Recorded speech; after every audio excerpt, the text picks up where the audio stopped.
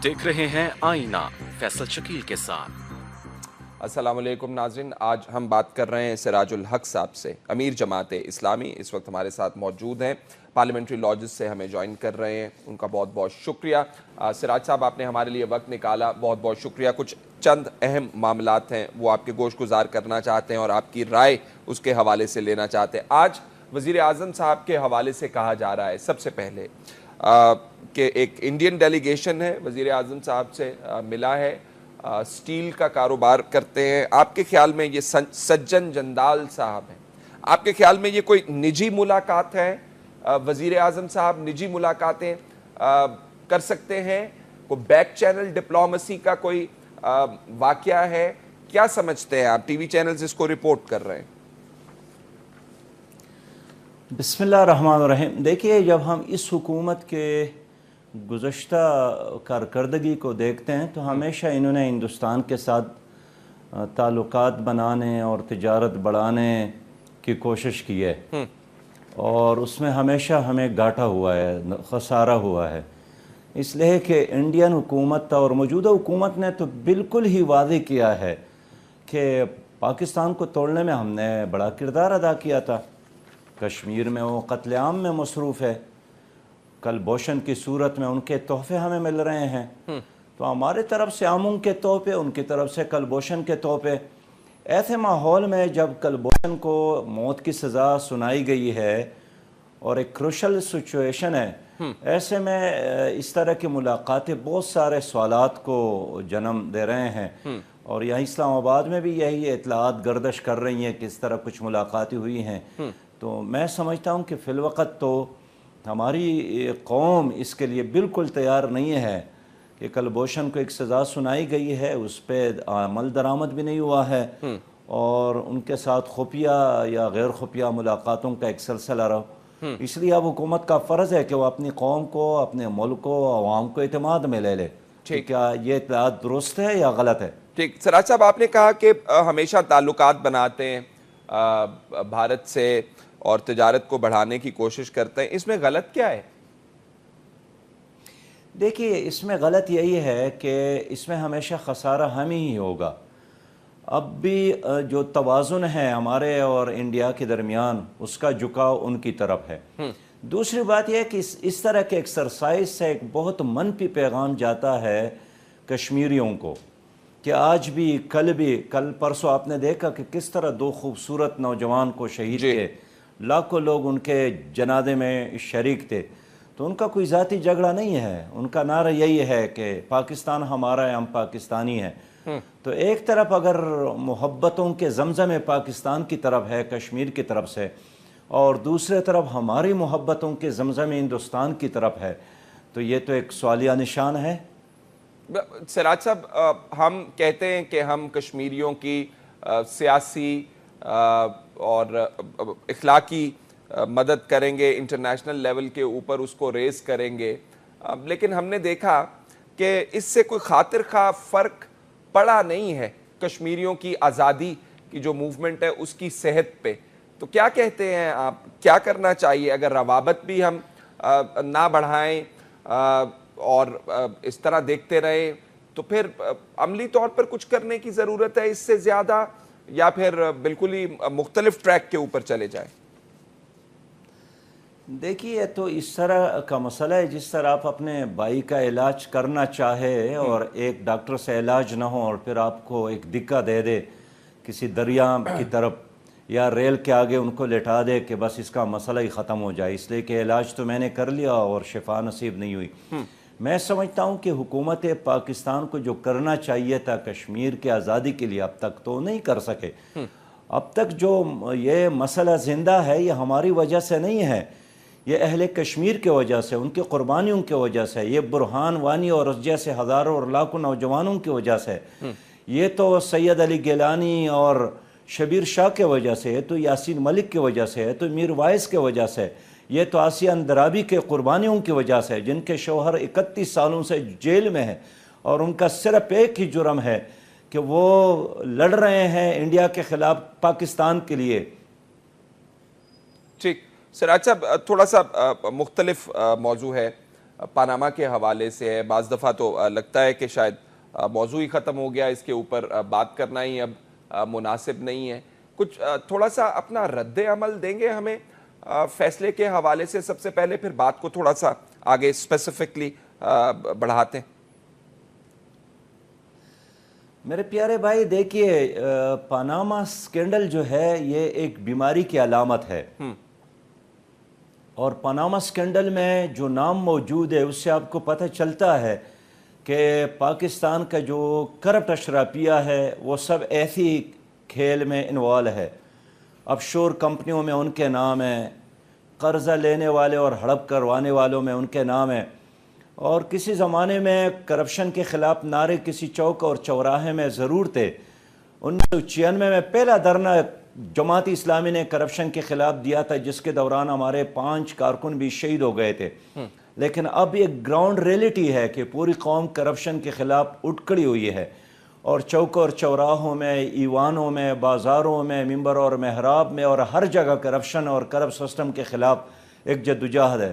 ایسے میں supreme court کا جو فیصلہ آیا ہے 545 صفحات کا، اس میں ہر لفظ اور ہر لکیر موجودہ حکمران کے خلاف ہے. کسی لفظ اور کسی لکیر میں وہ ان کو کلیئر نہیں کیا ہے.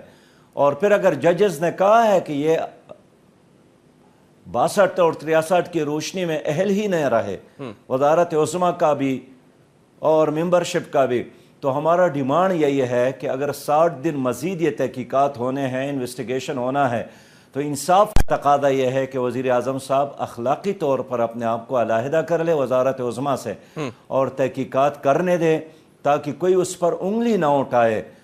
لہذا اگر عدالت نے اس کو کلیئر کیا تو دوبارہ وزیر اعظم بن سکتے ہیں، کون اس کو روک سکتا ہے. لیکن ایسے ماحول میں جب چاروں طرف سے بین الاقوامی سطح پر انگلیاں اٹھ رہی ہے کہ عدالت عظمیٰ کی ججز نے بھی اس حکومت کو کرپٹ کہا ہے، تو میرے خیال میں ایسے ماحول میں اس حکومت کا موجودہ رویہ اور بھی تشویشناک ہے کہ وہ کہتے ہیں کہ نہیں، کچھ بھی نہیں ہے، کوئی بڑا جرم ہی نہیں ہے. سراج صاحب، آپ کہہ رہے ہیں کہ ہر چوراہے پہ، ایوان میں، ایوان کے باہر کرپشن کے خلاف موومنٹ چل رہی ہے، لوگ بات کر رہے ہیں، تو فرق کیوں نہیں پڑ رہا؟ وزیر اعظم موجود ہیں، ان کی حکومت موجود ہے، کام وہ کر رہے ہیں، ملاقاتیں وہ کر رہے ہیں، کیا وجہ ہے؟ دیکھیے، یہ جو حکومت موجود ہے ایک علامتی طور پر تو موجود ہے، لیکن لوگوں کی نظر میں ان کی اخلاقی ساکھ ختم ہو گئی ہے. امر واقع کے طور پر تو موجود ہے، لیکن ایک حکمران اگر ایک ملزم کی طور پر عدالت میں ہو اور وہ بھی کوئی دائیں بائیں اس کا آدمی نہ ہو، بذات خود وہ اس میں انوال ہو، تو میں سمجھتا ہوں اس وقت کرپشن ملک کا بہت بڑا مسئلہ ہے. کرپشن کی وجہ سے ادارے بدنام برباد ہو گئے، اور یہ اس لیے کرپشن ہے کہ بڑے کرپشن میں انوال ہے. تو میرا اب بھی یہی ڈیمانڈ ہے، جو سپریم کورٹ کے ہر تاریخ میں جانے کے بعد میں پریس کانفرنس میں یہی بات کرتا رہا کہ میں احتساب چاہتا ہوں اور سب کا چاہتا ہوں، اور احتساب کا ایک میکینزم، ایک روڈ میپ، ایک طریقہ کار چاہتا ہوں، اور سب سے پہلے میں اپنے آپ کو احتساب کے لیے پیش کرتا ہوں. لیکن جو سیاست کرتا ہے، جو لیڈ کرنے کی خواہش رکھتا ہے، جو حکومت چاہتا ہے، میرے خیال میں وہ چھوٹا ہو یا بڑا، اس کو اپنے آپ کو پیش کرنا چاہیے احتساب کے لیے. سراج صاحب، آپ کے خیال میں حکومت، طاقت، اختیار، ارباب اختیار جیت گئے اور آپ کوشش کر رہے ہیں، جوں کا توں معاملات پڑے ہوئے ہیں؟ دیکھیے، عوام جیت گئے ہیں اس لیے کہ خود عدالت عظمیٰ نے ان کے موقف کو تسلیم کیا ہے کہ ہاں یہ حکمران انوال تو ہے، لیکن مزید انویسٹیگیشن کی ضرورت ہے. تو یہ عوام کی فتح ہے، عوام کی کامیابی ہے. ہم تو مایوس نہیں ہیں، ہم تو سمجھتے ہیں کہ ایک دن ضرور آئے گا کہ کرپشن فری پاکستان ہماری قوم کو ملے گا. سراج صاحب، آپ اس دن کو قریب کیوں نہیں لے آتے ہیں؟ آپ تمام لوگوں کا احتساب چاہتے ہیں، آپ چاہتے ہیں اس ملک سے کرپشن ختم ہو جائے، تو آگے بڑھیے، کام کیجئے ایسا کہ آپ فور فرنٹ کے اوپر ہوں، آپ کے پاس اختیار بھی ہو اور آپ اکاؤنٹیبلٹی بھی کر سکیں، احتساب بھی کر سکیں. देखिए फैसल, बुनियादी बात तो यह है कि जब तक कौमी और अवामी शऊर आम ना हो करप्शन के ख़िलाफ़, इसलिए कि हुकूमत जो है ये तो अवाम और कौम ही बनाती है। तो अगर एक गरीब आदमी के हाथ में वोट की ताकत है और वो वोट की ताकत करप्शन के ख़िलाफ़ इस्तेमाल जब वो करेगा, करप्शन का ख़ात्मा होगा। लेकिन अगर आम लोग सांपों के मुंह में दूध डालते हैं, वो अजदहा बन जाते हैं, फिर उन्हीं को डस लेते हैं, उन्हीं पर महंगाई मुसल्लत करते हैं, उन्हीं से टैक्स लेते हैं, उन्हीं के घरों और झोंपड़ियों में बड़े बड़े बिल बेचते हैं, तो मैं समझता हूँ कि अदालतों का एक दायरे में इख्तियार है। लेकिन मजमूई तौर पर इस करप्ट सिस्टम का ख़ात्मा ये तो अवाम ही कर सकते हैं, और हम आवाम को बेदार कर रहे हैं, आवाम को एजुकेट कर रहे हैं, आवाम को मुनज़्ज़म कर रहे हैं और आवाम को एहसास दिला रहे हैं कि एक गरीब आदमी के हाथ में जो वोट की ताकत है, इस वोट की ताकत से करप्शन की सोमनात को पाश पाश करें। तो सिराज साहब, वो क्या तरीक़ाकार आप इख्तियार किए हुए हैं? जलसे जलूस आप करते रहते हैं, हमें मालूम है, तकारीर आप करते रहते हैं, मीडिया से आप बात करते रहते हैं, हर जो चीज़ आपको भली महसूस नहीं, ठीक महसूस नहीं होती, आप उसके ऊपर आवाज़ भी उठाते हैं, तो कमी किस चीज़ की रह गई? देखिए, ये हमारी कामयाबी है कि अब आम आदमी ने तस्लीम किया है कि हाँ, करप्शन एक मसला है। आज से कुछ अरसा कबल लोग ये नहीं जानते थे, और आप यकीन करें, जब हमने ट्रेन मार्च शुरू किया करप्शन फ्री पाकिस्तान के नाम से और करप्शन के ख़िलाफ़, तो ख़ुद मीडिया वाले यही कहते हैं कि क्या करप्शन ही एक बहुत बड़ा मसला है। लेकिन जब पनामा स्कैंडल आए तो लोगों को पता चला कि हाँ, ये एक बहुत बड़ा मसला है, और करप्शन की वजह से आपका स्टील मिल नाकामी से दो चार है। हमारे एक आम गरीब आदमी का टैक्सी है, वो टैक्सी जब चलती है उसके नतीजे में उसका सारा ख़ानदान उसके ज़रिए चलता है। एक रक्षा वो कभी खसारे में नहीं जाता है, लेकिन हमारे स्टील मिल खसारे में, हमारे PIA खसारे में, हमारा रेलवे खसारे में, हमारा वापडा खसारे में, हमारे बैंक खसारे में, हमारे तमाम इदारे खसारे में। तो ये वो बुनियादी बीमारी है कि अगर इसका इलाज हम करने में कामयाब हो जाते हैं तो आप एक ऐसा पाकिस्तान आपको मिलेगा जो तरक्की याफ्ता भी होगा, जो रोशन और खुशहाल होगा। इसके लिए हमें ईवानों के अंदर भी लड़ना है, इसके लिए हम अदालतों के अंदर भी लड़ना है, इसके लिए चौक और चौराहों में भी लड़ना है, और हमने अवाम को भी बेदार करना है कि आपके वोट असल फैसला कौन किरदार अदा करेगा करप्शन और करप्शन ज़द्दा सिस्टम ख़त्म करने में। जी, मैं माजरत चाहता हूँ, बार बार मैं उसी इशू के ऊपर आपसे सवाल कर रहा हूँ। अगर आप वज़ीर आज़म साहब का इस्तीफ़ा मांगते हैं, मियाँ मोहम्मद नवाज शरीफ साहब का, तो आप मुस्लिम लीग नून का वज़ीर आज़म हटाना चाहते हैं। वो करप्ट निज़ाम के अंदर तब्दीली नहीं है। अगर आप करप्ट निज़ाम के अंदर तब्दीली की बात करते हैं तो मैं फिर इमरान खान साहब जो कहते हैं वो आपको याद दिलाऊंगा। वो कहते हैं इलेक्शन कमीशन ऑफ पाकिस्तान को भी ठीक किया जाना चाहिए। वो कहते हैं ये हुकूमत और इसके हवारी जो हैं मिनिस्टर्स जो हैं वो तमाम लोग करप्ट हैं, पुलिस का निज़ाम ठीक होने वाला है। तो वो बड़े पैकेज की बात कर, आप सिर्फ वज़ीर आज़म साहब के इस्तीफे तक लिमिटेड हैं। आप हुकूमत हिलाने या हुकूमत गिराने की बात नहीं करते। तो आप सिम्टोमेटिक वो जो ट्रीटमेंट की बात है वो शायद आप कर रहे हैं, लेकिन असल बीमारी जो है उसकी तशखीस नहीं कर रहे। फैसल पाकिस्तान के एक आईन है जी, ये मुल्क ये निज़ाम एक आईन के तहत चल रहा है, चलना चाहिए। अब अगर अदालत में एक आदमी पर एक इल्ज़ाम है और 5 जजों ने 5-6 महीनों में उसको क्लियर नहीं किया, 2 ने कहा कि ये नाअहल है, 3 ने कहा कि मजीद ज़रा इन्वेस्टिगेशन करने की ज़रूरत है जी। लेकिन मैं इसलिए कहना चाहता हूँ कि अगर उसकी असम्बली में अक्सरियत है तो उसको बिस्मिल्लाह करके किसी और को वज़ीर आज़म बनाना चाहिए, और ये उसकी अखलाकी ज़िम्मेदारी है कि जब तक एक केस चल रहा है वो एज अ वज़ीर आज़म एक्सरसाइज ना करे, वो अपने इख्तियारात इस्तेमाल ना करे। जहाँ तक इस मुल्क में इनकलाब की बात है तो इनकलाब तो जमहूरी तरीके से आएगा। वो जमहूरी तरीका इलेक्शन है, वो पोलिंग स्टेशन है, वो वोटर की अपने वोट की ताकत से इस निज़ाम को गिराना है और दियानतदार लोगों को वहाँ तक पहुँचाना है। सिराज साहब, मुझे एक ब्रेक लेने की इजाज़त दीजिए, वापस आएंगे तो आपने इलेक्शन की बात की 2018 के, उसके हवाले से बात करना चाहेंगे। कुछ तज्जियाकार मुस्लिम लीग नून वाले खुद वो कहते हैं कि जी हमने तो 2018 का इलेक्शन। सिराजुल हक साहब, मुस्लिम लीग नून بڑی امید لگا کر بیٹھی ہے کہ 2018 میں بھی الیکشن وہی لے کر جائیں گے، تو پھر کون سے نظام کی تبدیلی اور کون سی کرپشن کے خلاف تحریک اگر یہ لوگ واپس آ جاتے ہیں آپ کے کہنے کے مطابق؟ دیکھیے، اگر حکومت یہ سمجھتی ہے کہ لوگ دوبارہ لوڈ شیڈنگ کو ووٹ دیں گے، لوگ دوبارہ کرپشن کو ووٹ دیں گے، لوگ دوبارہ بدامنی کو ووٹ دیں گے، لوگ دوبارہ مہنگائی کو ووٹ دیں گے، لوگ دوبارہ غربت کو ووٹ دیں گے، لوگ دوبارہ اس پاناما سکینڈل کو ووٹ دیں گے، تو یہ ان کی غلط فہمی ہے۔ یہ ملک کسی خان اور ڈیرے نواب جاگیردار نے نہیں بنایا، یہ عوام نے بنایا ہے، اور اب عوام چاہتے ہیں کہ ایک کرپشن فری پاکستان ہو، اس لیے کہ کرپشن اور پاکستان اب ساتھ ساتھ نہیں چل سکتے ہیں۔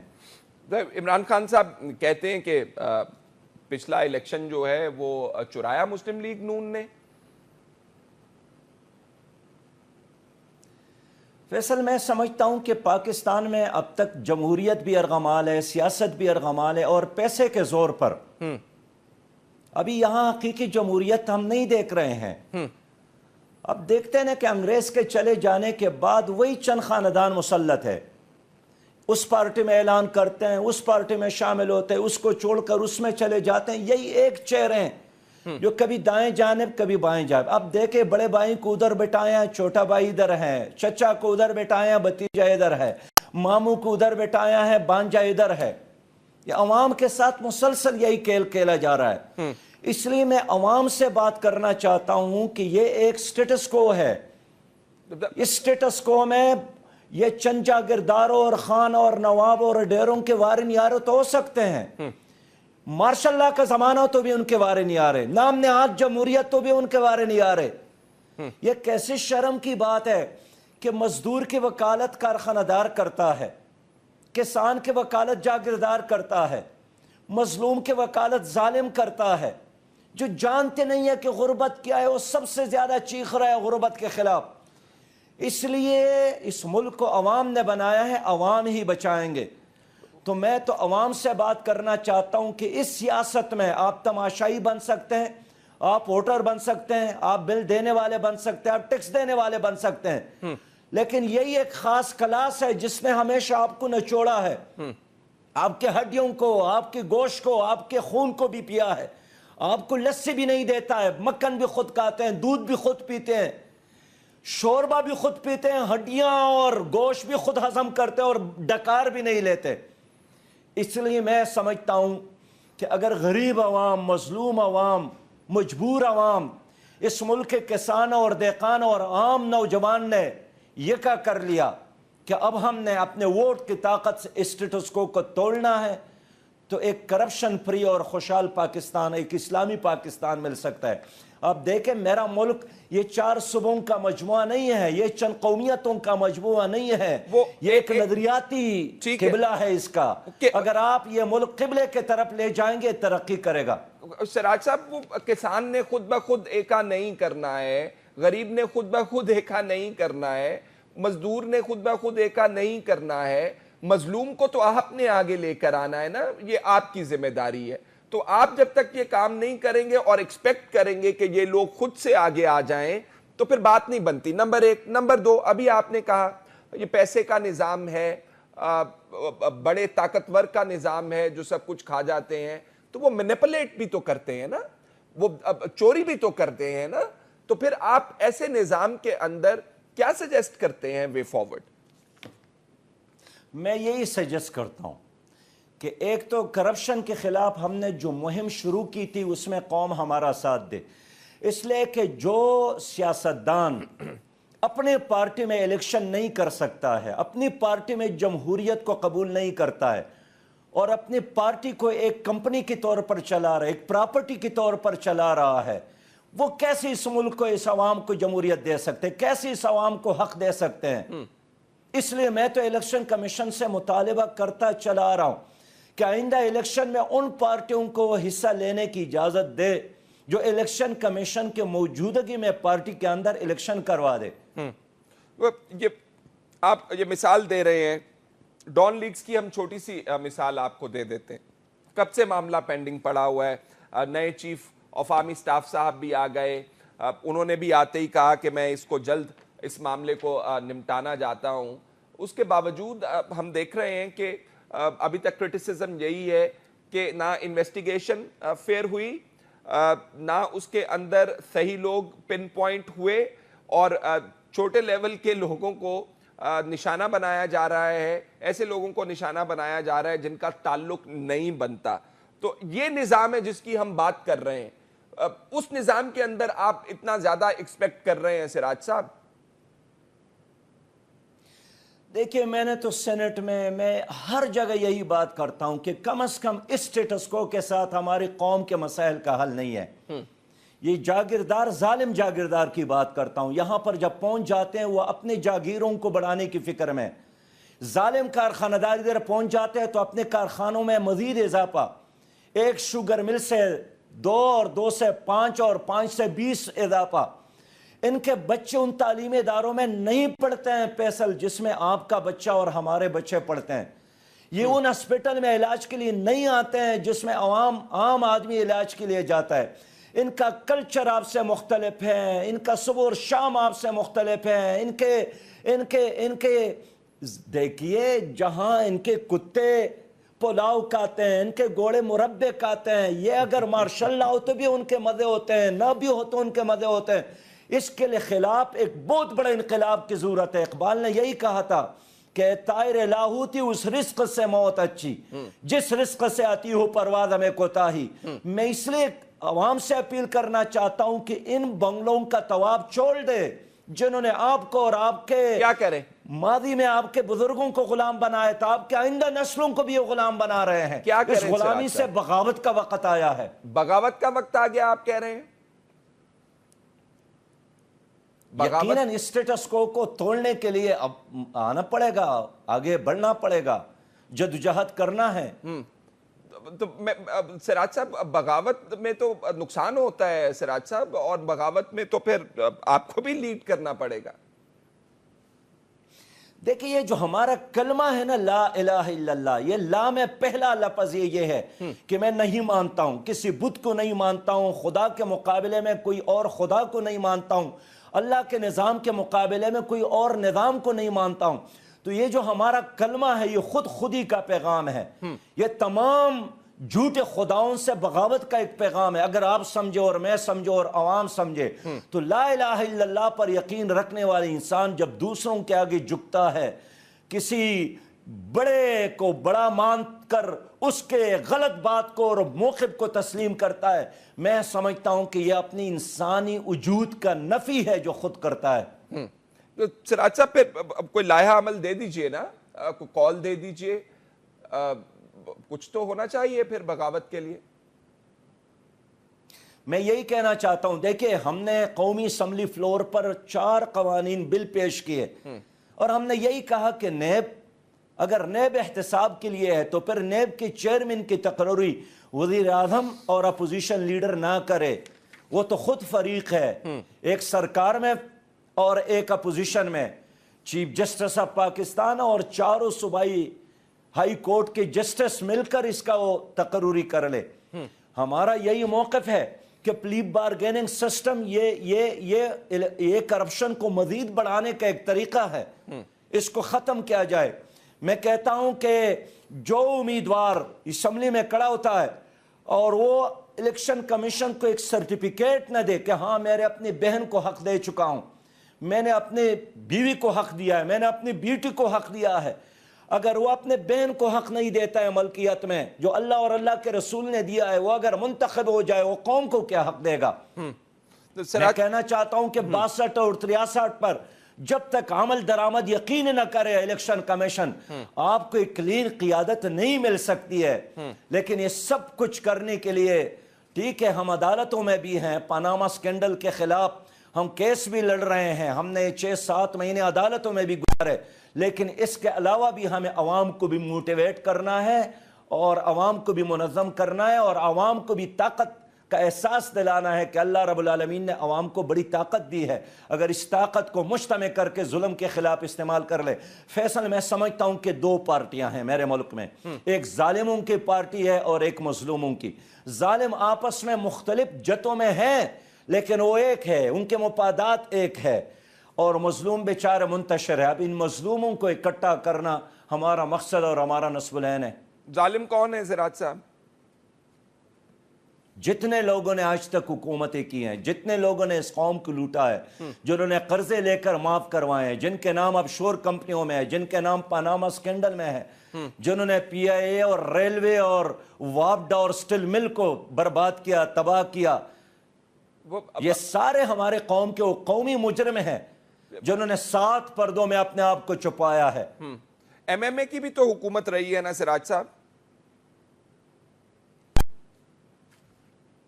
میں اس لیے چاہتا ہوں، میں ہر دن سپریم کورٹ سے یہ مطالبہ کرتا رہا کہ ایک پاناما سکینڈل کا فیصلہ ہے وہ تو آنا چاہیے، اس کے ساتھ ایک میکنزم، ایک روڈ میپ، ایک طریقہ کار وضع ہو کہ جس نے بھی ایک دن حکومت کی ہے وہ بھی اپنے آپ کو پیش کرے، اور سب سے پہلے سراج الحق اپنے آپ کو پیش کرے گا. لیکن ایک میکنزم، ایک روڈ میپ تو ہو جائے. میں اس دن کا انتظار ہوں کہ چوک اور چوراہوں میں عدالت ہے، چوک اور چوراہوں میں آئینے لگ جائے اور ان لوگوں کو اپنے چہروں پر وہ دبے اور داغ نظر آئے. سراج صاحب، بعض لوگوں کا خیال ہے کہ سپریم کورٹ سے یہ کہنا کہ آپ تمام لوگوں کی اکاؤنٹیبلٹی کریں، آپ وزیر اعظم صاحب کا احتساب شروع کر دیں، آپ تحقیقات کا بھی انتظار نہ کریں اور ان کے خلاف فیصلہ سنا دیں، یہ الٹی گنگا بہانے کے مترادف ہے. کیونکہ یہ کام جو ہے جس کے اندر تفتیش ہے، جس کے اندر اکاؤنٹیبلٹی ہے، جس کے اندر لوگوں کو ان کے اعمال کے حوالے سے جزا دینے کا کام ہے، یہ حکومتوں کے ذمہ آیا کرتا ہے. حکومتیں کیسز بنایا کرتی ہیں، حکومتیں تحقیقات کروایا کرتی ہیں اور پھر عدالتوں کے سامنے مقدمات پیش کرتی ہیں. تو یہ ایک ہماری سوسائٹی کے اندر میرا خیال ہے کیونکہ غیر معمولی حالات پیدا ہو گئے، اس میں سپریم کورٹ نے یہ کیس ٹیک اپ کر لیا، بہت خدشہ تھا، اب یہ الٹی گنگا بہہ چکی ہے، اب اسی کے اندر ہم چاہتے ہیں کہ ہم مزید آگے چلے جائیں. فیصل، میں جانتا ہوں کہ سپریم کورٹ کے اختیارات کیا ہے، تبھی تو ہم نے کمیشن کا مطالبہ اس لیے کیا کہ اس میں انکوائری بھی ہے، اس میں انویسٹیگیشن بھی ہے، اس میں ویریفیکیشن بھی ہے اور اس میں بہت سارے مراحل ہیں.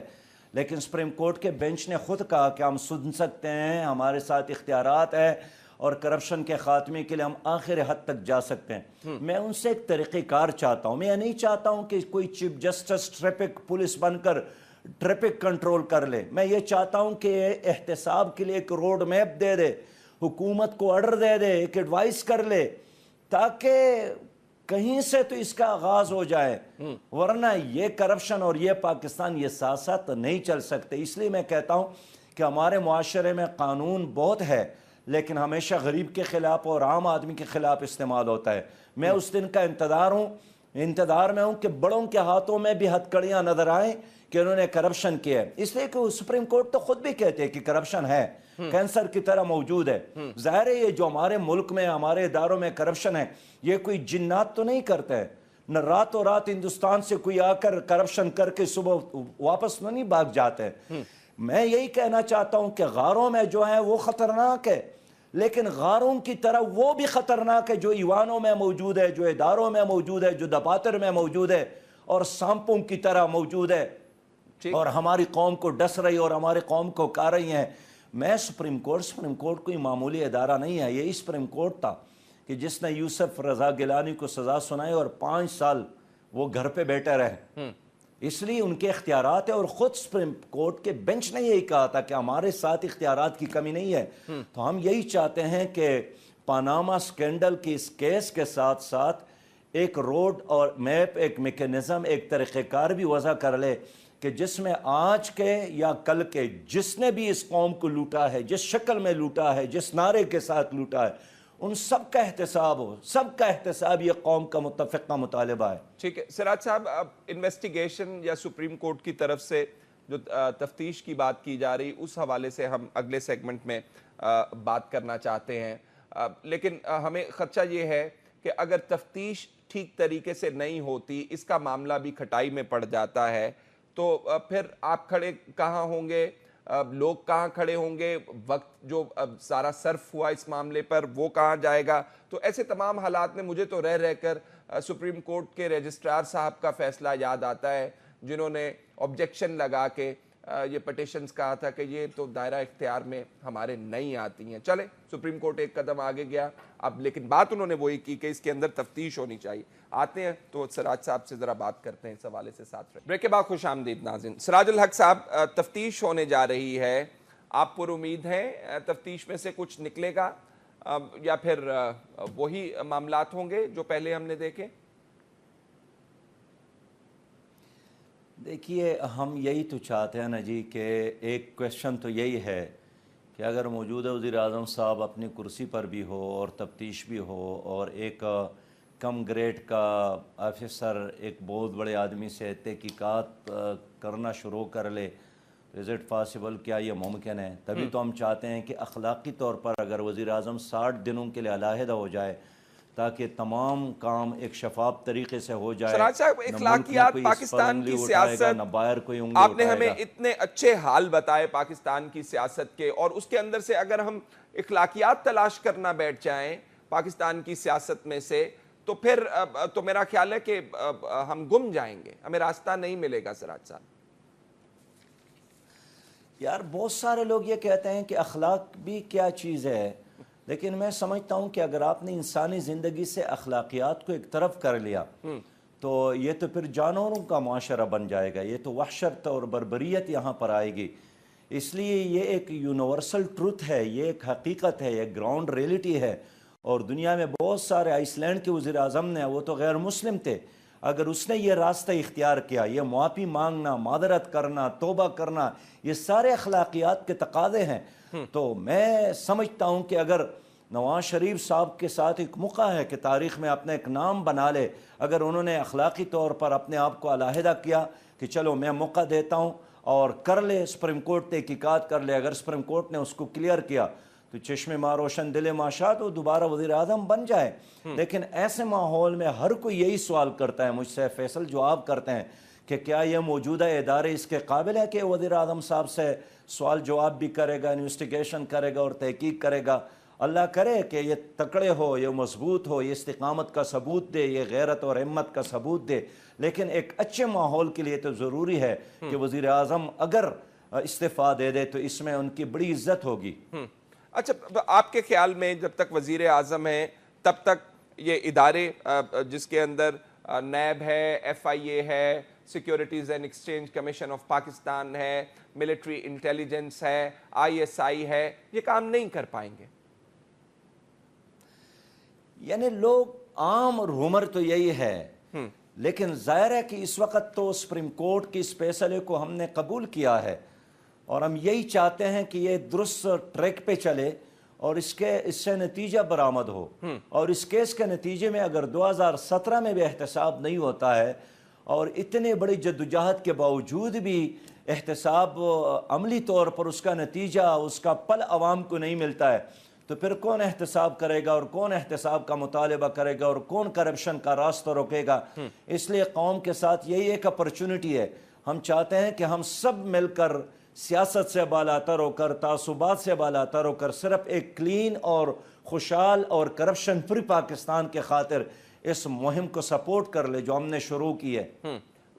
سراج صاحب، کیا آپ کی حکمت عملی ہو سکتی ہے اگر پاناما کی تفتیش میں سے کچھ نہ نکلا؟ دیکھیے، پھر آخری فیصلہ جو ہے وہ ایک تو اللہ کی عدالت ہے. اللہ کے ہاں بھی دیر ہے، اندھیر نہیں ہے. اور اللہ نے ایسے فیصلے کیے کہ جو بڑے بڑے طاقتور حکمران تھے ان کو اپنے اپنے ملکوں میں پناہ نہیں ملی. آپ نے ایران کا رضا شاہ پہلی بھی دیکھا کہ جب عوام اٹھے تو ان کو اپنے ملک میں پھر رہنے کے لیے 1 گھنٹہ بھی نہیں ملا.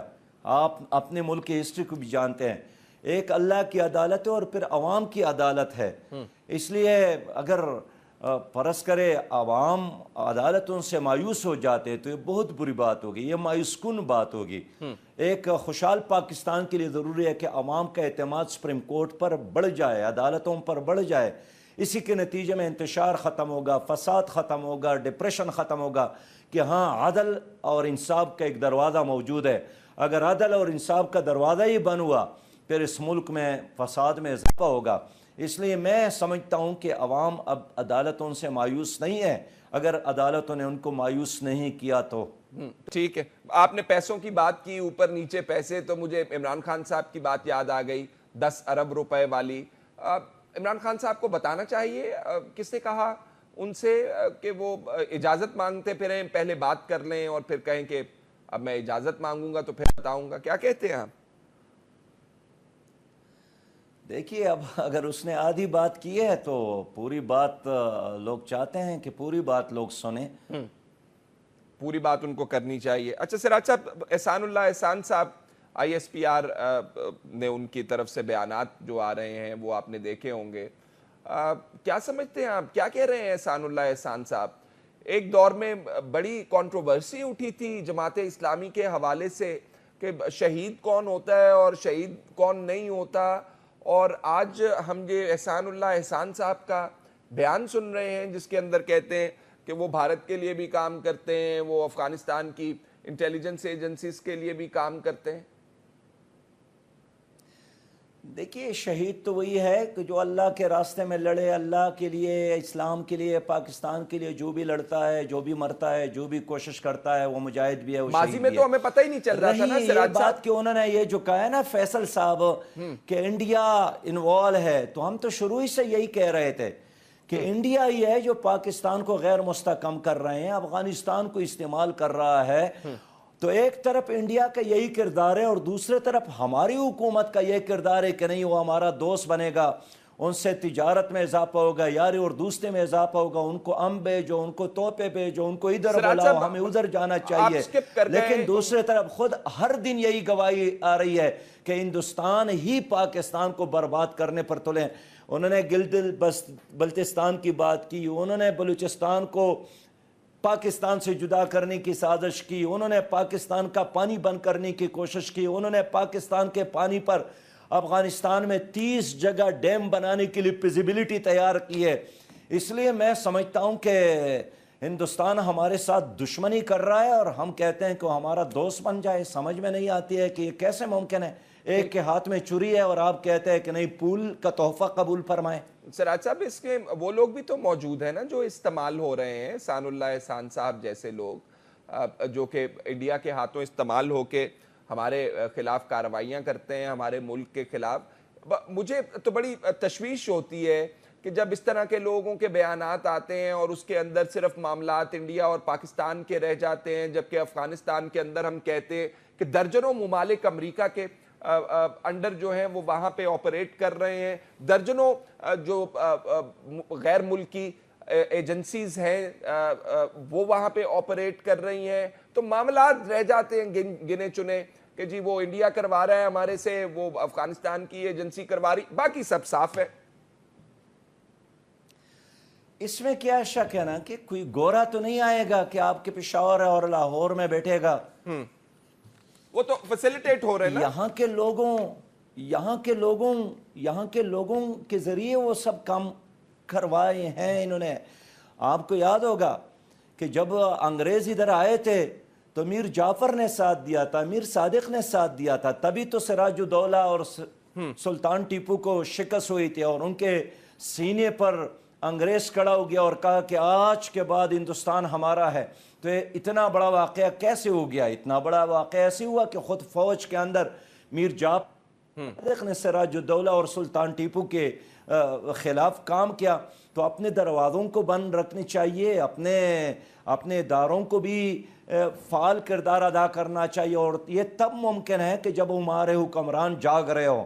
میں سمجھتا ہوں ہمارے حکمران کو اعلان کرنا چاہیے کہ آپ سو جائیں، قوم آرام کرے، میں جاگ رہا ہوں، لیکن جہاں حکمران سوتے ہیں وہاں عوام کو پھر جاگنا پڑتا ہے۔ سراج صاحب، کیا میکینزم پروپوز کرتے ہیں آپ، کیا سجیسٹ کرتے ہیں کہ افغانستان سے ہونے والی دہشت گردی جو انڈیا کروا رہا ہے اس کو روکا جا سکے؟ کیا کہتے ہیں آپ؟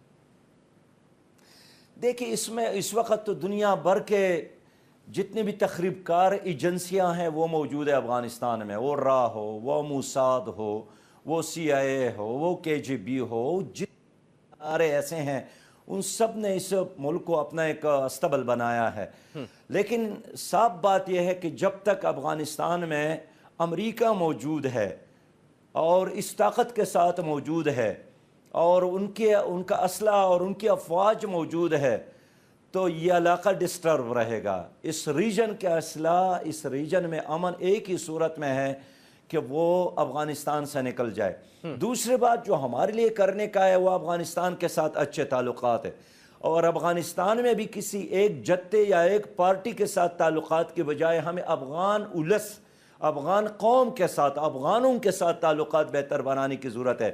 اگر یہاں 40 لاکھ لوگوں نے وقت ہمارے ساتھ گزارے اور ہم نے ان کی خدمت کی ہے تو سوال یہ ہے کہ ہماری پالیسیوں کے نتیجے میں وہ لوگ ہماری کیوں نہیں رہے؟ آج بھی افغانستان میں افغان کی اکثریت آپ کے ساتھ کھڑے ہیں، لیکن وہاں ایک مخصوص محدود اقلیت کا ٹولہ ہے جو میڈیا کو اور مختلف اداروں کو ہمارے خلاف استعمال کر رہے ہیں، ورنہ افغانستان کی اکثریت پاکستان کے دوست ہے. ٹھیک، سراج الحق صاحب بہت بہت شکریہ. پروگرام کا وقت ناظرین ختم ہوا جاتا ہے. فیصل شکیل کو اجازت دیجیے. اللہ حافظ.